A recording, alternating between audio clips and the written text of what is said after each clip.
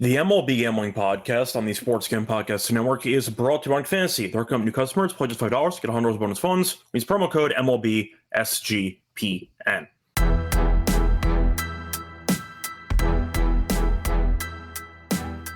And welcome everyone to the MLB Gambling Podcast here on the Sports Gambling Podcast Network. It's currently Tuesday afternoon, October 14th, around 3:30 p.m. Eastern Time. I'm your host, Scott, once again joined by Lonte. Together we're going to break down the only game on the Wednesday card, Game 3 of the ALCS between the Blue Jays and the Mariners. Lonte, how's it going with you? What's up? Not bad, man. Doing all right. Some decent games, I guess, coming up with some interesting games. I will always say I don't know about decent, but some interesting storylines. So looking forward to getting into it with you. Yeah, so I ended up doing a solo show last night, or I should say like midnight, to get into a game going on for Tuesday between the Dodgers and the Brewers. We're going to focus more on the ALCS, so I'll mention what your thoughts were for the series so far. But briefly, starting off with the NLCS, any thoughts on Game 1? Yeah, I mean, very interesting game. Did it go? Well, let me ask you: did it go kind of how you thought it would go, or did it go in a completely different direction? I thought the Dodgers would win. Okay. I thought that Snell was going to pitch a gem. Right. I didn't know he'd be, have one of the best outings of all time, but I thought that he'd have a great performance. I'm annoyed though because I had the Dodgers first 5 minus half a run, and they got double played on a fly ball off the wall in center field, which was not a fun time.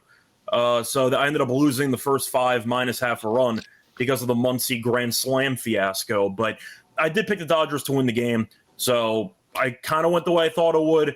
But that 9th inning was nothing I could have really prepared for. Yeah, weird. And I thought that Snell was obviously good. I thought the Brewers were they were out of their comfort zone with Snell. I mean, he pitched great. Don't get me wrong, but they're usually more plate disciplined than what they were. Honestly, I thought that bullpen was gonna give it up in that 9th inning. But I mean, they came through and they made the timely plays when they needed to. So I don't think it said. I think it actually said more about the Brewers than it did the Dodgers. I thought the Brewers hung tough. They didn't. Despite a historical performance from Snell, they hung in there. They didn't have the best stuff. But if you're a Dodgers fan, you're kind of going like, outside of Freeman, they didn't get any hits from the top of their lineup. All the hits came from the bottom of their lineup, if I'm not mistaken. So, I mean, you can flip it like that. Ohtani's still struggling.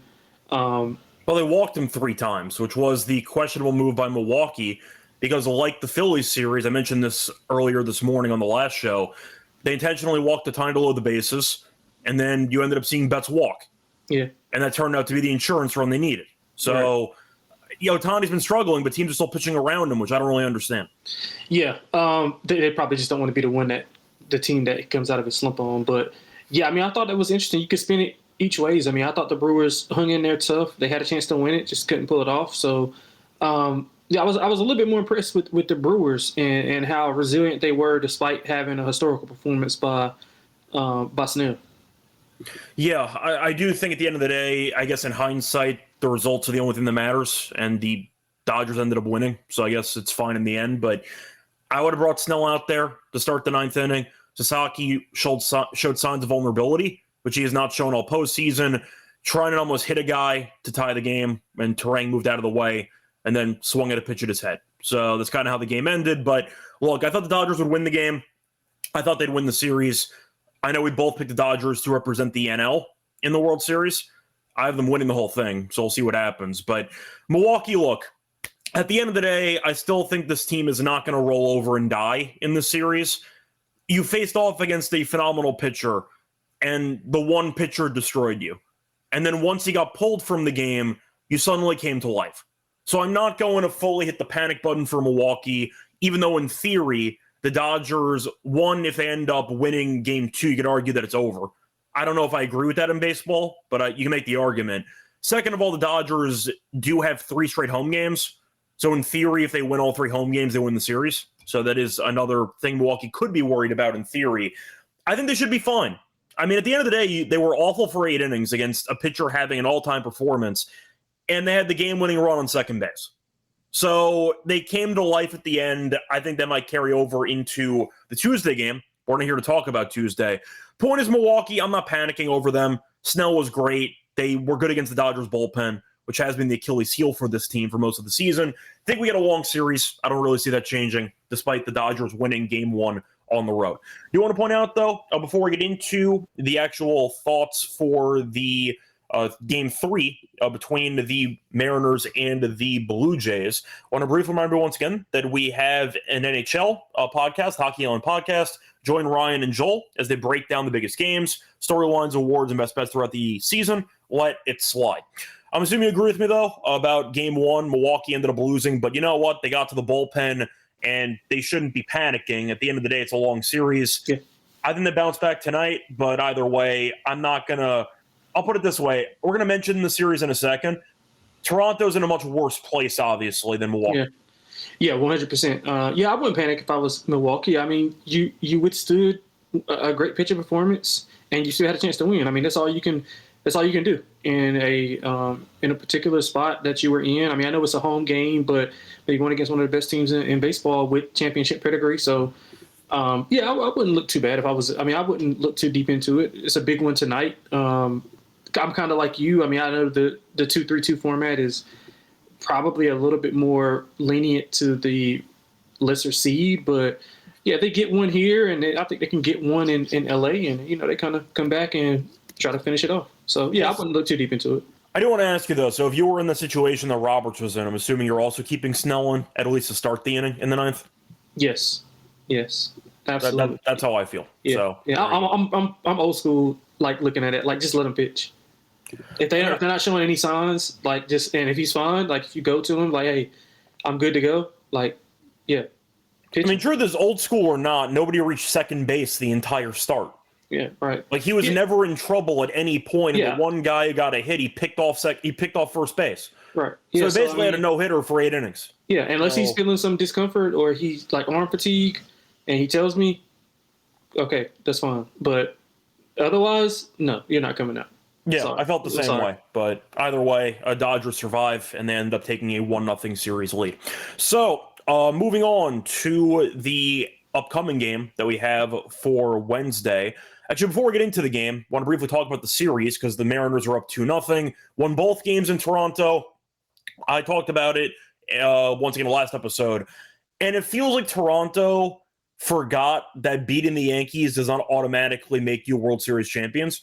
It felt like the Blue Jays were so thrilled to beat a rival in Yankee Stadium. We saw with the celebration, all that stuff in the locker room. It feels like they forgot that they had 2 rounds to go, or maybe there was some entitlement involved, where they thought that since we beat the Yankees, we're going to cruise from this point forward. We have it in the bag, basically. It feels like even though the Mariners have been playing well the first 2 games, despite the really bad scheduling spot for Game 1, Toronto had the solo home run as a leadoff hit, once again, home run by Springer. And since then, they've gotten destroyed. So I want to ask you if you feel the same way. It feels like Toronto, I don't want to say overlooks the right word, but it feels like they were kind of, I'd say, preemptively cashing checks about making the World Series. And they have not been able to actually live up to the fantasy of just getting a bye basically into the World Series. It feels like Toronto hasn't been there mentally, and as a result, they've been getting killed in the first 2 games. Do you feel the same way? Yeah, a little bit, but I think we give the Mariners credit for winning those 2 games. They look very good, just besides Seattle. It feels like Toronto kind of coasted. Yeah, I thought that Jeter on the broadcast did a good job of. He was kind of one of the only guys who were saying like, "Hey, Seattle's similar to what you just said. Like Seattle's in a good spot because although they came off that game, they're in a pretty much a free roll situation because nobody, even all of us, didn't pick them to win Game 1. So they were like, hey, we can just go in, play loose, play free, and you saw the results of what happened. I mean, Toronto is – I can't believe that the offense is just kind of bogged down. I mean, I know they had the first 2 innings of that game, of Game 2, was that was really, really good. They also gave up 3 runs on the top of the first. So. Yeah, just from a fan perspective, like that game, the first 2 to 3 innings were like probably some of the best 2 or 3 innings that I've seen this postseason. Obviously, with the pitchers being pretty dominant. It's not been a ton of offense, but I mean, I'll give the Mariners credit, but I do think that it was something to be said for the Blue Jays and who they beat and where they did it at. So, yeah, I think it's a little bit of half and half, but I think the biggest problem with the Blue Jays is that, man, the Mariners don't have an easy out right now. I mean, everybody's hitting the ball well. Well, Polanco especially has been killing them. Yeah, he has. I mean, and Raleigh's, hitting the ball extremely well. You got Julio. The three-run bomb. Yeah, the bottom of the lineup is playing extremely well. I mean, you haven't got anything from Rosarena, if I'm not mistaken. I think even Garver had a triple off the wall. Right. He's got some. Rosarena had some good base running, I think, but outside of that, he hasn't gotten going. So, I mean, if I'm Seattle, I'm in a pretty good spot here. You got 3 games at home, probably 3 of the biggest games since Griffey was there. So, like, they're in a great spot, man. Not a good spot for Toronto. Now, is Toronto dead? I don't think so. The way, especially with the way their offense is kind of geared, but they got to get some better. They got to get some better pitching. And I think that was one of the things that we talked about during the Yankee series, which is why we kind of like the Yankees, is due to that pitching. So you had Gosman pitch a gem early on, and he couldn't get that win, so that kind of hurt. Now you got the back end, and you're throwing Bieber here now, who only went 2 2/3, and he gave up 2 runs and 5 hits. He was definitely the worst starting pitcher in that entire Yankee series. Right, and then you're going into an atmosphere that is, I mean, Yankee Stadium, a great atmosphere, but this Seattle atmosphere is going to be electric. So I think Toronto's up against it. Are they done? I don't think so, but it'll definitely be tough. They're going to need to put up probably about 6 runs to win in Seattle, I think. Well, I do want to ask you, because we're going to get into Game 3 in a second. How do you think Toronto does get back into the series? Is it more physical, actually executing? Is it more mental and just not potentially overlooking a Seattle team that didn't look that impressive against Detroit? Because I feel like even though Seattle's played very well, and I agree with your house money assessment, because nobody really gave Seattle a chance in the series off the 15-inning game in Game 5, where they burned basically every pitcher. I do wonder how much of it is mental, with Toronto basically beating the Yankees and maybe celebrating a bit too early. Yeah, I can agree. I can get behind that, simply because of, like I said, who they beat and where they beat them at. I mean, they beat them in Yankee Stadium. And it wasn't close either. Like, they dominated. Yeah, dominated. Yeah. So with the fashion that they won, yeah, I think you could talk about a little bit of, kind of counting the chickens before they hatch, or whatever that saying is. Yeah, but now, I mean, they got their full attention now. And particularly, to be honest, I don't think they played particularly horrible. It's just that Seattle just made the timely hits. They got a couple of double plays here and there, like when the momentum was shifting to Toronto. So I don't per se think that they played bad. Like, I just don't think they played well enough or executed when the time was right.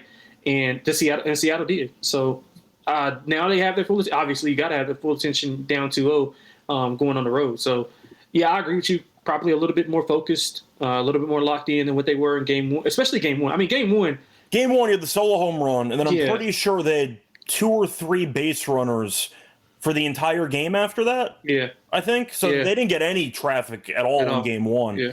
Game 2, kind of the same story. I mean, they had a few more guys on base, but they scored 3 runs in the first 2 innings to tie the game, and they didn't score again. Yeah, I think Miller retired 11 or 12 straight. Yeah. Shout out to Dylan, by the way, who had the Miller. Yeah, oh man, that was a great one by him. Yeah. But yeah, I mean, Bryce Miller shut them down. So that's he looked good though. He looked good. He looked very good. I mean, you figure after the bomb initially, you're like, oh, this game's over. Yeah, it's probably going to be ugly. Seriously, yeah. And then basically nobody got on base the rest of the start. It was really good. Yeah. I did think it was kind of weird that Seattle chose to use Gilbert for Game 2 instead of Castillo, considering that both guys pitched in Game 5. And Gilbert threw about 20, 30 more pitches than Castillo. Yeah, I think Castillo. That kind of surprised me. Castillo's home numbers maybe better. Could be. I do think that Gilbert wasn't very better. The point is, Gilbert wasn't very good, and yet, despite the bad start, it didn't matter because Toronto's bullpens were getting killed in the series. So maybe they, if they were going worst case scenario, hey, we'll get Gilbert out there and we'll be 1-1 going home with Castillo on the mound versus the opposite. So that's possible. You see Kirby being listed for Game 3, which I'll mention in a second. But that's one area that I might have overestimated Toronto. The bullpen was good against the Yankees. I know the overall stats don't suggest it because of the Game 2 blowout where the Yankees scored 7 runs that didn't matter towards the end of the games. And, of course, the Game 4 implosion. Or Game 3 implosion. But the point is, I thought Toronto's bullpen as a whole was fine against the Yankees. It has not been good against Seattle in the series. So that has been an area where maybe I overestimated the actual quality of the bullpen, and that's kind of come back to bite me personally in the series. But either way, I see Brian mentioning the home road splits for Castillo. I still find it weird, though, Castillo's not pitching game 3.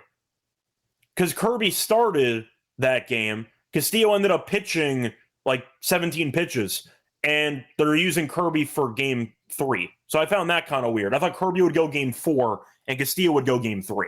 So that kind of surprised me. But either way, doesn't really matter. Before we get into the actual preview of game 3 by itself, a reminder that we are brought to you by our sponsor, MyBookie.ag.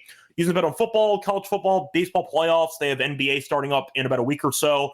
Use the prop builder, second to none. They're about as simple. Bet anything, anywhere, anytime. Use crypto for deposits and payouts. You can sign up for your new account. Use code SGPN for a special 100% bet back bonus $500 from customers. Look at the G promo code SGPN.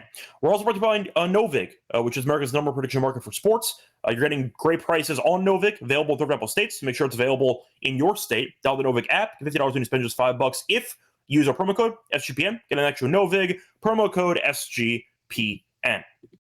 Welcome back, everyone, to the MLB Gambling Podcast. Finished going through the overall series recap so far for the Dodgers in the NLCS and for the Mariners in the ALCS. Time to move on into Game 3, taking place on Wednesday. A reminder that there is a day off today for these two teams. It's why we're doing the episode early, because why not? There's only one game they're not playing today, so keep that in mind. But I'm going to also mention that because of the bullpen usage, everyone should be available because there is a day off in between Game 2 and Game 3.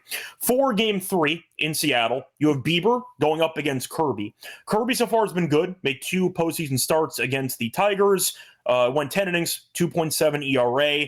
Bieber has not been good in the postseason, made 1 outing, and the Yankees torched him. He went 2 2/3 innings, ERA of 6.75. So for the money line, Seattle's favored at home, minus 135. I see the Blue Jays at around plus 115. For the over-under, I see a flat 7, minus 115 for the under, and minus 105 for the over. So, Lonte, I'll let you go first. After winning the first 2 games in Seattle, in Toronto, are you picking a really, really solid effort by Toronto to potentially, basically as a must-win game, to showcase some mental toughness, or do you think Seattle jumps them and the Mariners put the series out of reach? What do you like for Game 3? Yeah, man, it's tough. Like my first thoughts was the numbers maybe a tad bit high, but then after like going through Game 1 and 2 and seeing some of the splits and who did what, I thought Seattle was just dominant, man. I mean, outside of Gosman pitching well, after that, I thought Seattle's being the superior team. So I was looking more so at an over. I think the Blue Jays, if they're going to have success, they're going to have to hit the ball really well, especially at the top of their order. Seattle's been in a really good groove in these first 2 games, albeit on the road. I think at home they'll get a lot more. They'll have a lot more juice to them with the feeding off the crowd. I don't really like Bieber, and I'm worried that you're going to have to go to the bullpen so early if he only lasted 2 2/3. If he goes and the pitch count is high in the first inning and a half, I'm really worried about the bullpen going, 6-7 innings for the Blue Jays. I mean, no, they've been okay, but this is a specific spot that Bieber's going to have to give you like 4 1/3. Like he's going to have to give you close to 5 innings. It might have to be more because most of these relievers have been getting killed. Right. So far. That's what I'm kind of worried about, which is why I don't want to bet the Blue Jays. But I also think the number is probably maybe like 10 cents higher than what I would want to lay for the Mariners. I know that's kind of small, but yeah, 120, 125 is what I would want to lay for the Mariners. But I'll probably stay away from the side. But the total, I do think both teams offensively should be able to score some runs. And I think that's the only avenue that the Blue Jays have is to be able to outscore them, unless Shane Bieber turns into his old self. So I like over. The side-wise, I would go, if I had to bet it, I would bet the Blue Jays, but thank God I don't have to. Yeah, I think I'm going to go with Seattle in this game. I think Kirby's better than Bieber. I don't think it's particularly close.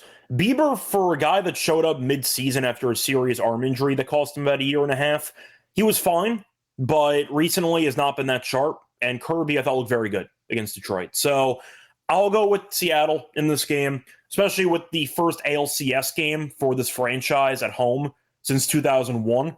I think the crowd's going to be really into it. Now, I don't think Toronto's going to roll over per se. I'm not saying Toronto goes down early and just dies. That's not what I'm saying. But I do think Seattle right now has just looked better. And you could argue that Toronto, I know Seattle's not the most experienced team either. They traded for Suarez, so he's not been very good, but he's experienced. Arozarena, we know, has been in a World Series before. They have some guys that actually have been around the block a few times, so you could argue maybe the leadership is good enough to string the young guys along. But we know Raleigh's been good. Julio had the big home run. His postseason hasn't been that great, but at least he had a big home run. And Polanco's been great. Toronto's still relatively inexperienced, and I do question if this team is mentally ready to dig themselves out of this hole, or if maybe they just roll over like some young teams do, and we'll see them again next year. So that is a bit of my concern here. Is Toronto mentally tough enough to actually battle and maybe force a series out of this? I don't know. But I think Bieber, who has not been good recently, and with Kirby, who has been good lately, not to mention the bullpen being bad for Toronto, it's a tough spot. And I think Seattle at home takes care of business. So I'll go with Seattle in this game. For the over-under, it's still tricky because, once again, I don't really know how great I feel about the bullpen for Toronto. Seattle's bullpen wasn't good against Detroit. It's been very good in this series so far, so maybe they've found something matchup-wise. I'll go with the under in this game. Still in Seattle, so you get the marine layer, and I do think that wind or no wind, we'll see if the roof's open or not for this game.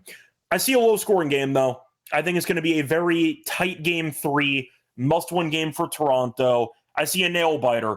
I'll go Seattle 3-2. That's my thoughts on this game. Yeah, correlated. I think it's correlated. If you like Mariners, you like under. If you like Blue Jays, you like over. I mean, Probably. That's as simple as it is. I mean, because if you – I agree with you 100% with the pitching matchup. Like, Kirby's the superior pitcher, and you don't know what you're going to get from Bieber. So, if you like the Mariners, you think that, Bieber goes maybe 2-3 innings, and they're able to get a couple of runs off of him. But you said they need more because you don't trust the bullpen either. Yeah, well, I'm just saying if you're on the Seattle side, you would say, hey, but they're just gonna shut them down after getting up 2 or 3. The morale goes down for the Blue Jays. They reality starts to sit in. They're going down 3-0. Got to win 2 games in Seattle. Like, it's going to be tough. So I think it's correlated. If you like Blue Jays, you like over. If you like Mariners, you like under.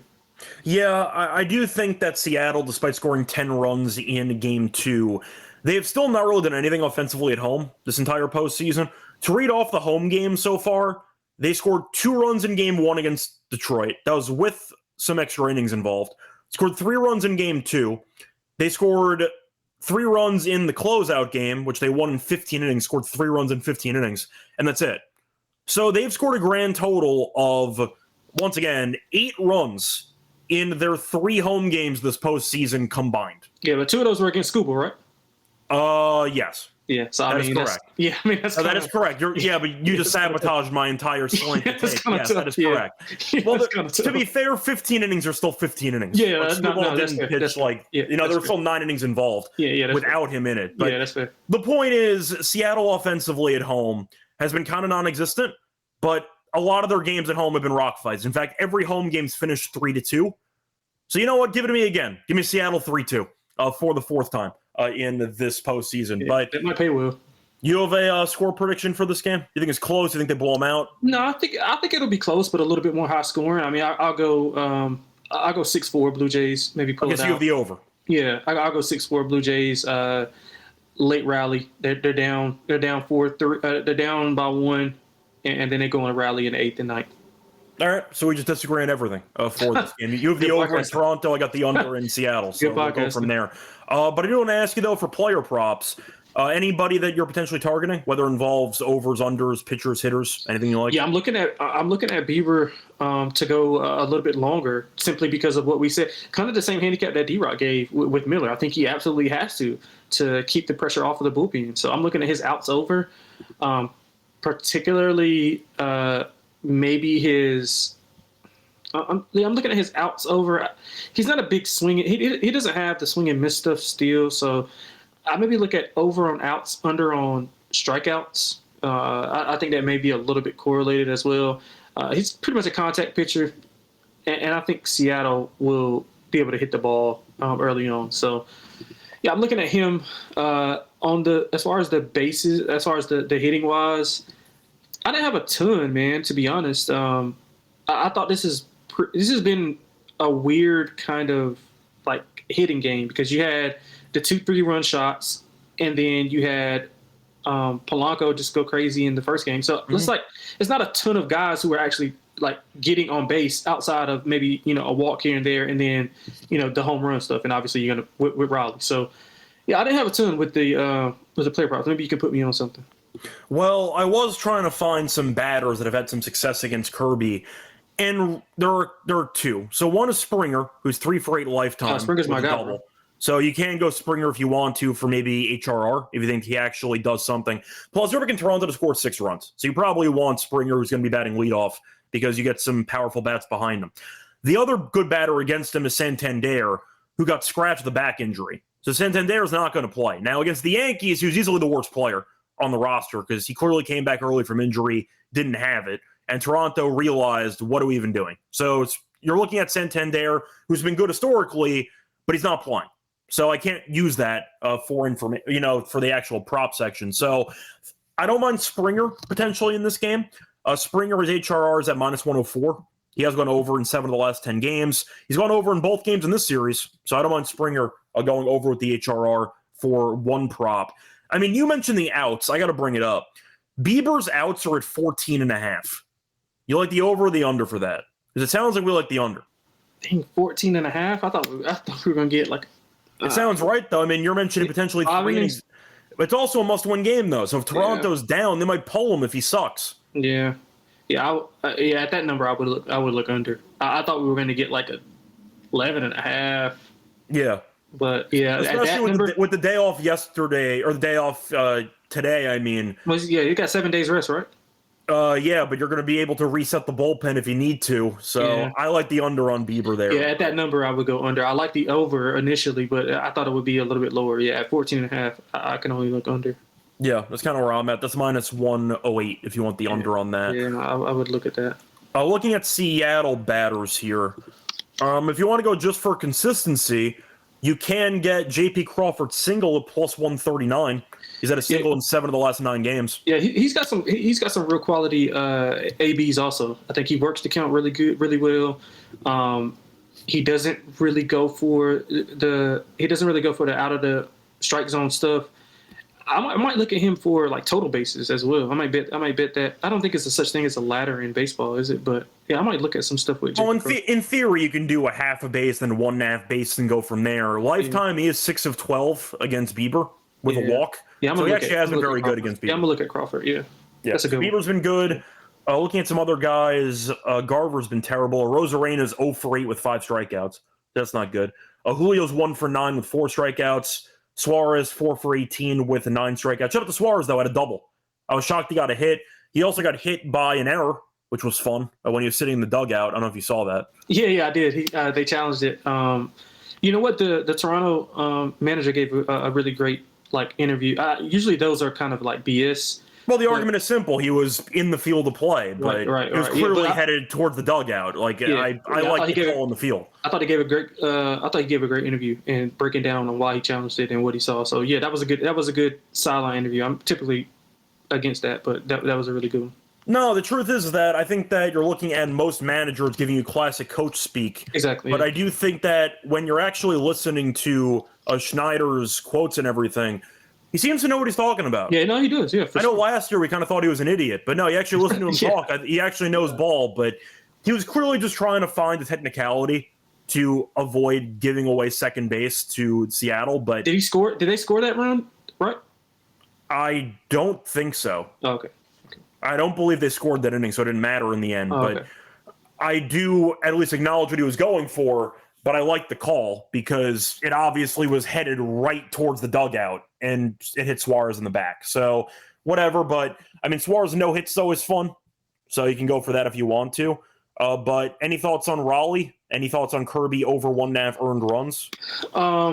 Yeah, I would look at Kirby over 1.5 runs because I think, like I said, I'm pro Toronto offense. I think they have to get it going. So what is that price on that? That's about minus 123. Yeah, I'm good with that. I mean, Raleigh's numbers, are probably inflated, so it's kind of hard to back him. What is his home run, like 225? No, it's going to be higher than that because it's in Seattle. His homer's at plus 308. His HRR is at plus 101 for 1.5.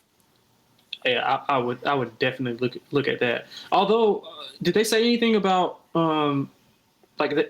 He didn't get injured, but he got banged up a couple of times. Like I was like, oh man. Well, he had to make he made a very nice play. Yeah, he did. With a ball that was hit about 3 feet. Yeah, but he looked at his groin afterwards, and he didn't leave the game. So he did catch afterwards. He's still I think he'll be fine. Yeah. Okay. I didn't know if they said anything about that. It clearly wasn't a fluid motion for him, but he didn't leave the game, so I think he's fine.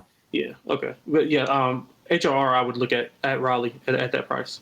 Yeah. Because he's gonna likely maybe get walked in a couple of high pressure situations, and I'm expecting a lot of runs, so pretty sure he'll be on base, and maybe he'll get one shot at top of the first. Yeah. For the record, walk for Raleigh minus 145.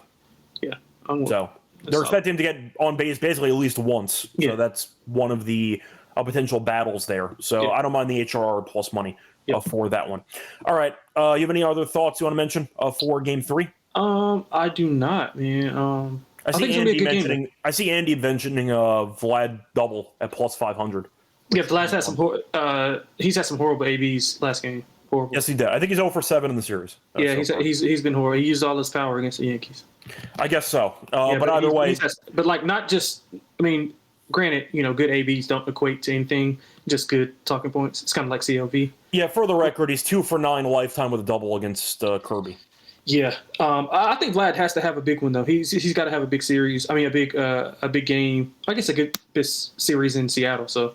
Yeah, he's got to come up. He's got to come to play, man. He's had horrible ABs. Like he's swinging in the dirt. Like he was up in the count twice, if I'm not mistaken. Like he was up 3-1, and then again like 3-0. He's been chasing a bit. Yeah, on the outside. So that's bad. Like really, really bad. So yeah. Yeah, but I don't mind 5-1 in this ballpark. So yeah, I would look at a home run. I would look at a home run. I'm glad. Okay. Either way, though, that's going to wrap it up for our thoughts on Game 3 of the ALCS. Before we get into the lock and dog... Actually, no, the best bets. We'll do a best bet instead. Yeah. Before we get into best bets, a reminder, they're brought to you by our sponsor, Arctic Fantasy. Great place to play Fantasy Pick'em. Chance to win 500 times your entry, pick higher or lower on your favorite player stats. Available for 10 different sports as well. You can mix and match. Brand new offer for new customers. Play just $5, get $100 bonus funds. We use promo code MLB SGPN. We're also brought to you by Rhythm. They're off to a great start in college football and the NFL with picks and props. Rhythm's giving away weekly cash prizes for tracking your bets in the app. Track 5 bets of the same type from all that you build, and you can win $1K. We also have a nice promo code discount with Rhythm. If you use the promo code SGPN25, when you download the Rhythm app, you'll get a quarter off first month. Now, Rhythm, once again, promo code SGPN25 for a quarter off your first month. Welcome back, everyone, to the MLB Gambling Podcast. Finished going through the only game on the Wednesday card. Time to move on into our best bets. Lonte, what do you like as your best bet for Game 3 of the ALCS? Yeah, I'm completely going to shift gears because of something that you brought up. I like that Kirby over 1.5 earned runs a lot at minus 123, simply because of how I think the game is going to go as far as how it flows. I think Toronto has to come out and get to an early start because we saw, Seattle has kind of taken control of the game early on and has put a lot of pressure on Toronto. I think they have to flip it in this series. In order to do that, they got to get on a run. They got to get on the board first. So I'm going over 1.5 runs. I think Vlad maybe can hit a 2-run bomb and get us over early on. So I'm going best bet minus, not minus, but over 1.5 earned runs for Kirby minus 123. For my best bet, I'll go with if I want to play it safe, I would do Crawford hit, but I can do Crawford single at around plus 149. I'll play it safe. I'll take the hit. I'll go with Crawford once again, hit at minus 115. He's had a hit in 7 of the last 9 games. Said before, his numbers against Bieber are just absolutely absurd. So I think he's in a good spot to do some damage here. We know he's a good contact hitter, puts bats on balls. That's what I look for. And the fact is, against Bieber in his career, 6 for 12 lifetime. So every hit's been a single. Fun fact. So if you want to go for the single, you can at plus 149, but I'll go for the hit instead at minus 115 just in case. Moving on, though, to the home run picks. Lonte, what do you like as your home run choice for Game 3? Well, I think I just gave it away, man. I like Vlad to get it done. He didn't have the best Game 2. I think he bounces back, has to have a game I don't know if it's correlated, but when he plays, I don't know if there's any way to kind of quantify this. But when he plays well, Toronto typically wins games, if I'm not mistaken. So I'm going to take Vlad to have a big game. I'm going to take his home runs. I'm going to take his HRR total. I'm going to take everything over on Vlad. So I think Vlad has a big game. For the record, Vlad home run is plus 450. Yeah, that's cool. Right. I would like to get a little bit higher, but Yeah, well, that's all I could find for now. For my home run pick, do I think Bieber actually keeps the ball in the ballpark? Because a part of me wanted to go no home run. I thought about it with this ballpark, with Kirby. He did give up a home run to Carpenter, but Carpenter owns him. No home runs plus 550 for a total of 7. That number does feel extremely generous for me. I want to look at Bieber's home runs allowed because I know he allowed none against the Yankees, even though he got shelled. He has been giving up home runs, so that is probably not going to be something I can take. Suarez is the only guy on Tampa that's actually, not Tampa, sorry, the only guy on Seattle that has taken him deep before, but I can't take him because I think Suarez has been awful this entire postseason. I mean, most of the guys here don't have great numbers. Polanco's numbers are actually pretty good against Bieber. He is 8 for 29 lifetime with, once again, 323 on base.